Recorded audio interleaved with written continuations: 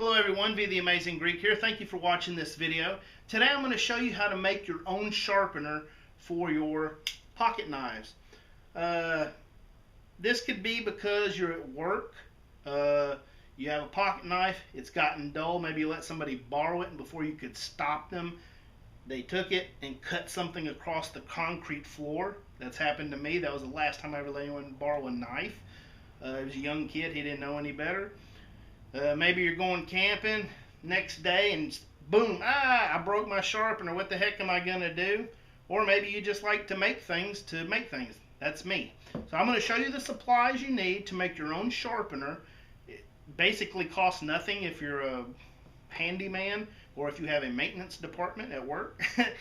Most maintenance guys want to help you out, unless they're kind of a butt.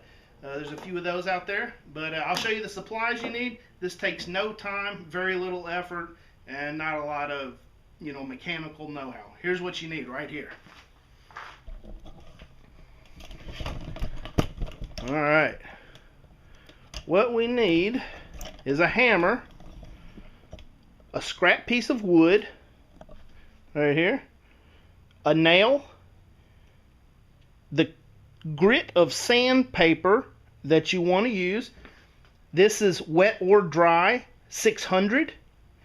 This is 150 grit, and this is what's called crocus cloth. This one you can't really even feel it. You only can tell it's doing something when you use it against the metal and you start to see where it's wearing on the paper. And you'll need a screwdriver, 2 little wood screws, and a little washer. And I'm going to show you how to put all this together. Alright. Nothing to this except trying to get the camera to show. First thing I'm going to do, my scrap piece of wood that I found. This is a leg that was on the thing, holds up your TV trays. I took my sandpapers and I cut strips about as wide as my piece of wood. And I made them a length where they will fold, make sure you guys are seeing this, over the edge. And then I have some length to draw my knife. Now, first thing I'm going to do, I'm going to take all 3 sheets. I'm going to line them up. Okay. Then I'm going to put them on the end of my paper here. You guys see that? Make sure you can see. Then I'm going to take my nail and I'm going to pop a hole here and here.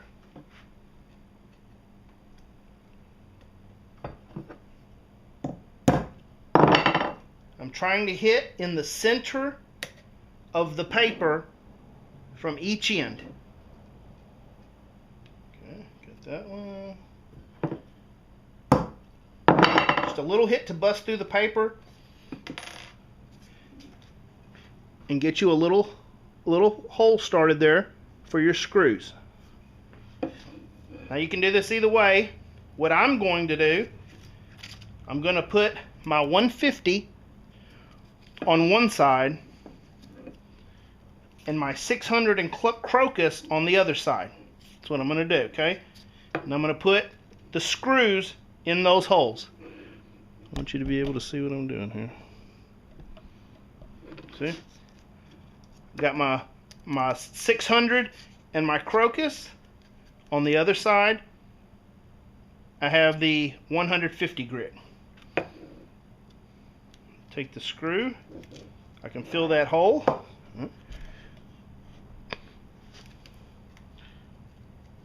Take my screwdriver with the washer on the screw. Get it started.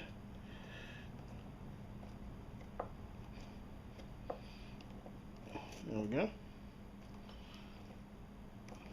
Try to get it straight. The reason I like using a little washer is so that it grips on the paper more so than this little taper on my screw. Yeah, you guys can see. All right. I have one of these at work that I just scrap wood, a strip of 150 paper, and I do this exact same thing. And as I use the 150 grit over time, it wears down the sandpaper and it starts to put a little finer edge on it. I have one knife that I use at work.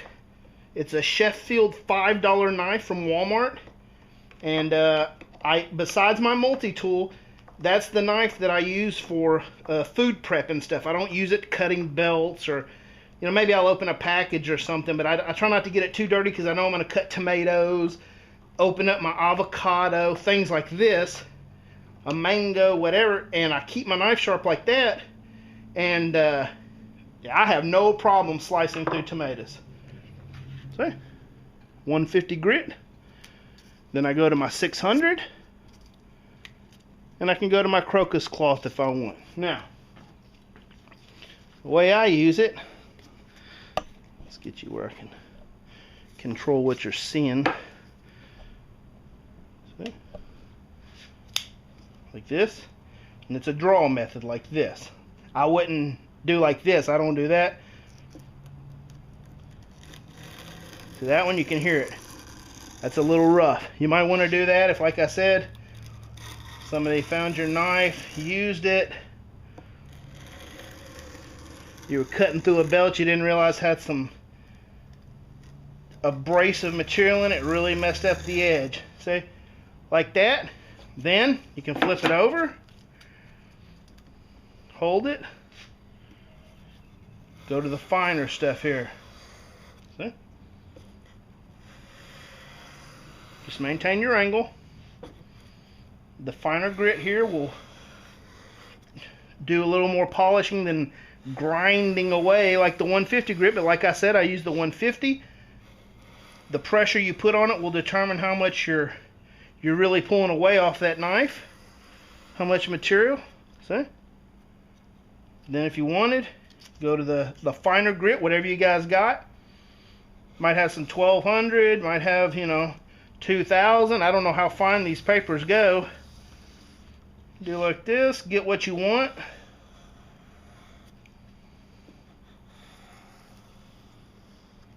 And you sharpen your knife. Like I said, mine at work, it's a little $5 knife.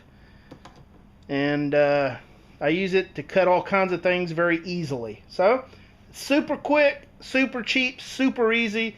An alternative, to keep in your locker, whatever. It's a good thing. I use it all the time. I hope somebody finds this useful. If you've seen this before, might have one, the same thing, let me know. Hope you guys enjoy. Easy project, useful project. Thanks a lot.